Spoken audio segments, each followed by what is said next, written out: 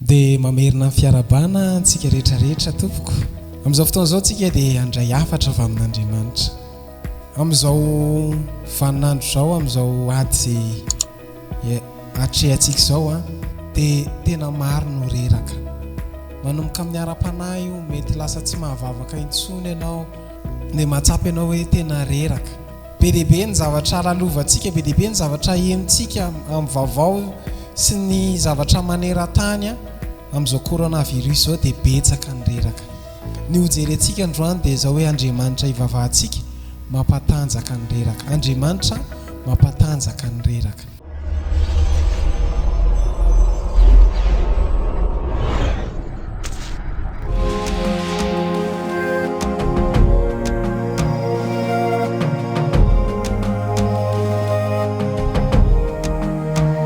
Narindra-pamonjena rakotiny ny anarako an'izay mbola tsy mahafantatra noho ny fahasoavan'Andriamanitra dia mba afaka hifampizara amintsika androany. Tsy manana no ianao fa fahasoavan'Andriamanitra mba hafahana izara re mino fa ny fanahy masina mpianatra antsika androany hivavakantsika tompoko.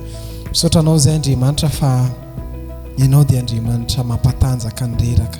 Tsy miafina aminao fa reradreraka izahay, reradreraka ny ara-pananay, reraka izahay ny amin'ny zavatra lalovanay, ny amin'ny situation sy ny amin'ny circonstance. Androany indray dia mitenena aminay amin'ny alalan'ny mpanomponao, angatanay ny fanahy masinao, ilay fanapana zava, hanazavanay ny zava-miafy ny teninao.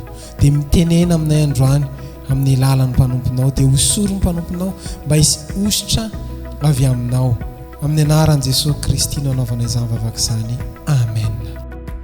Hoy ny ten'Andriamanitra atao amin'ny Isaia 7:20 ny andininy 7:20. Izao mivaky ny teny amin'ny anaran'i Jesosy. Mampatanjaka ny reraka izy. Ao anao ny Baiboly, mampatanjaka ny reraka izy.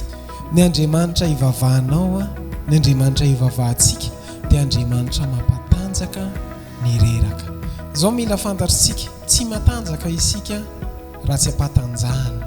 Fa ny Andriamanitra ivavahantsika dia mampatanjaka ny reraka. Hoy ny Baiboly teo, mampatanjaka ny reraka izy. Amin'ny teny frantsay ilay izy dia izao doubler la vigueur. Izany hoe ataon'Andriamanitra avy roeny ny tanjaka ao. Mampatanjaka ny reraka izy. Ka ho anao raha mahatsapa ianao hoe reradreraka ny fianam-panahinao, ohatran'ny tsy dia mahavita mivavaka izany intsony, tsy mahareradreraka ianao, na sy mahariketraketraka ianao sy reraka ny amin'ny zavatra lalovan'ny fiainana satria sady tsy miasa, midy daholo ny orinasa, fa ny Andriamanitra ivavahantsika dia Andriamanitra mampatanjaka ny reraka. Tsy ny herinao anefa ny entinao manatrika fiainana, fa ny herin'Andriamanitra. Zavatra ilayntsika amin'izao vaninandro izao, zavatra ilayntsika amin'izao situation izay lalovan'ny firenena rehetra izao dia ny herin'Andriamanitra. Fa ny zavatra mampalahelo amin'izao fotoana izao dia ny zavatra tsotsontsika dia ny aretina. Ny hirahiraintsika, za te hampahiry anao izay mihirahira corona sy ny ohatr'izany. Lasa ny aretina corona no Covid-19 izany no hirahiraina, fa manomboka an'izany atsotsoa ny herin'Andriamanitra. Izao ny zavatra teneniko anao, tsy mampatahotra amin'ny fiainanao raha miankina amin'ny herin'Andriamanitra ianao. Mety mandalo zavatra ny firenena, mety mandalo zavatra ianao amin'izao fotoana izao, fa izao nampahirezako anao, tsy ho resy mandrakizay ianao.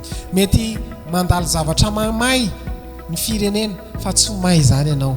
Mety mandalo fandravana sy fampitehana ny zavatra rehetrarehetra, fa ianao tsy ho potika mandrakizay satria nahoana ny antehatra amin'ny herin'Andriamanitra. Dia antsika hivavaka amin'izao fotoana izao, dia raha hivavaka ianao dia hiteny hoe Andriamanitra, raha za manokana dia tsy ho resy ny fiainana mandrakizay satria za dia miantehatra amin'ny herinao.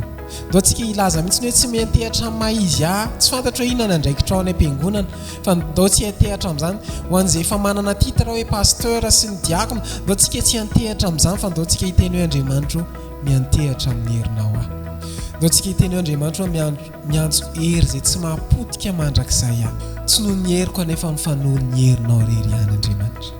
Misaotra anao Andriamanitra fa ny herinao manangana anay. Ny anaran'i Jesosy Kristy no anaovanay izany vavaka izany. Amen. Za zany dia mahita eto fa ho antsika izay mpanaraka fa mahita olona tsy ho resy mandrakizay, mahita olona tsy ho potika mandrakizay, mahita olona tsy ho rava mandrakizay satria nahoana miantehatra amin'ny herin'Andriamanitra. No ny ten'Andriamanitra teo mampatanjaka ny reraka izy, hampatanjaka anao anay Andriamanitra. Mino fa ho velona ianao ao anatin'izao ady. Be dia be ny olona matin'ny coronavirus, be dia be ny olona marary, fa ianao tsy ho faty ianao.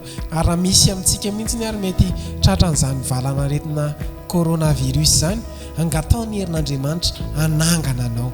Fa tsy ho faty zany ianao, fa ny herin'Andriamanitra hampatanjaka anao. Dia ho antsika mpanaraka rehetrarehetra ihany koa ny herin'Andriamanitra ny amenanao sy ny ankonanao sy ny taranakao. Ampandresy anao sy hamonjy anao anay Andriamanitra. Veloma tompoko.